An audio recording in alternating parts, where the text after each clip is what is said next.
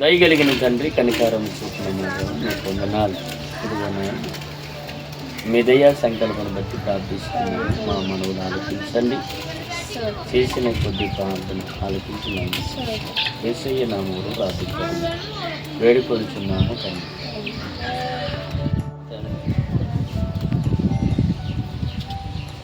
కొలసీలు రాసిన పత్రికలో అపోస్తులైన పౌలు గారు ఒక మాట చదివించుకున్నారు.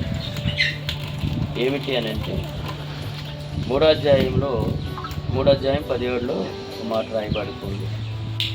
మరియు మాట చేత కానీ క్రియ చేత కానీ మీరేమి చేసును ప్రభు అయిన యేసుక్రీస్తు ద్వారా తండ్రి అయిన దేవునికి కృతజ్ఞత స్తుతులు చెల్లించుతూ సమస్తము ఆయన పేరట చేయుడని దేవుడైతే ఇక్కడ సెలవిస్తున్నాడు. ఏదైనా మనము చిన్నది చేసినా పెద్దది చేసినా మన ఇంట్లో ఏ కార్యక్రమైనా దేవునికి మహిమార్థంగా చేయాలి.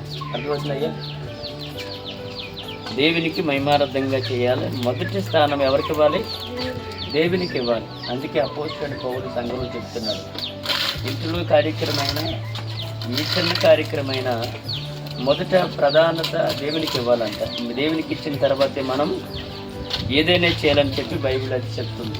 అలాంటి కార్యక్రమాలు చేసినప్పుడు ఏది చేసినా ప్రభు అయిన యేసుక్రీస్తు కృపల చేత బలము చేత మనము చేయాలని చెప్పి బైబిల్ అయితే చెప్తుంది. ఈ నూతన సంవత్సరంలో తీసుకొని పోతుండగా దేవుడు కృపనిచ్చాడు. మరి బండి అనగా మరి వస్తువు ఓడుకోవడానికి మనకు ఉపయోగపడిన వస్తువు, వాటికే వాడాలి తప్ప మన ఎటు వచ్చిన దేనికి పడితే వాళ్ళు ఓడేసి మనం అలా ఓడుకోవటం మంచిదని చెప్పి బండి అంటే వస్తువు ఓడుకోవడానికి, దాన్ని బట్టి మనము ఇది అది కాకుండా మనం తీసుకున్న వస్తువుని బట్టి మనము దీన్ని బట్టి ప్రభువుని మహిమపరచాలి. మరి అలా మహిమపరిస్తేనే దేవుడు ఆశీస్సులు బండి మీద ఉండాలని చెప్పి దేవుడైతే మాటల ద్వారా తెలియపరుస్తున్నాడు. దయచేసి దేవుడు చక్కటి బండి, ఈ బండి ప్రభు ఇచ్చాడని అంటాం. ఇచ్చిన దాన్ని మనము మన అప్పు తీర్చుకోవాలంటే మనం కష్టపడి తీర్చుకోవాలి. కష్టపడుకొని దేవునికి మహిమార్థంగా బ్రతకవలసిన అవసరత ఉంది. దీన్ని బట్టి ఎవరు మహిమపరచాలి?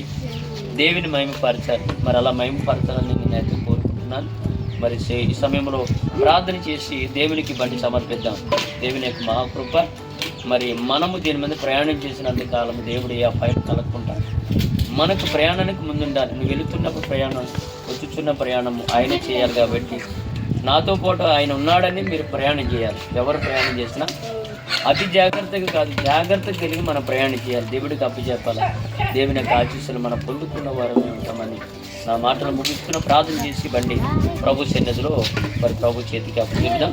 ప్రార్థన చేద్దాం. దయగలిగిన తండ్రి, కనికారము చూపున మా దేవ, నీకే వందనాలు చెల్లించుకుంటున్నాను నాయన.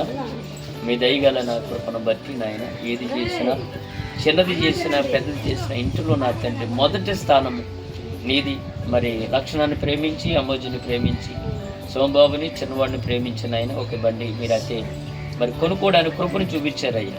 అందుని బట్టి మరి వారు కష్టపడి దీని అప్పు తీర్చుకుంటేనే నాదు అని అవుతుంది నాయన. అంతకంటే ముందు మీ ఆశీస్సులు ఈ వాహనం మీద ఉంచి ఈ వాహనం ద్వారా ఇటువంటి కీడు యేసు నామములో బంధించింది నాయన. తోలుచున్న మీ బిడ్డలకు సాకారంగా మీ ఆశీస్సులు ఉంచమని నా దేవుడు మాకు తోడుగా ఉన్నాడు. మీ పిల్లలు అనుకునేలాగా సహాయం చేసి మీ దీవెన మీ కాపుతని స్థలములు ఉండి నడిపించి బలపరిచి సహాయం చేసి మేము పొందుకున్నాం. త్వరగా రానంటున్న యేసయ్య నామములు ప్రార్థించి అతి వినిముగా అడిగి వేడుకొనుచున్నాము తండ్రి. ఆమె తండ్రి కుమార పరిశుద్ధాత్మీయ అన్యుని సావాసం ఇప్పుడు వచ్చిన బిడ్డలకు యోహాను తోలు బిడ్డలకును మాకును ఎల్లవేళ తోడై ఉండి నడిపించబడునుగాక. ఆమేన్, ఆమేన్. మీ అందరికీ వందనాలు.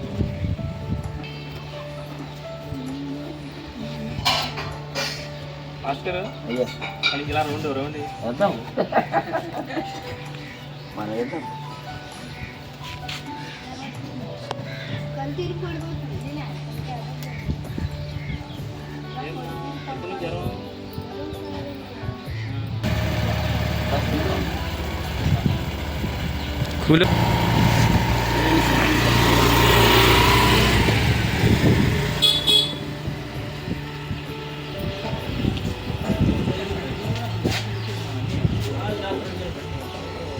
బాగు చెప్తున్నా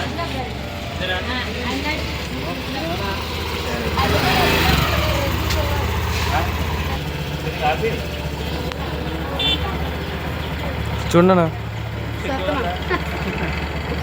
అభినా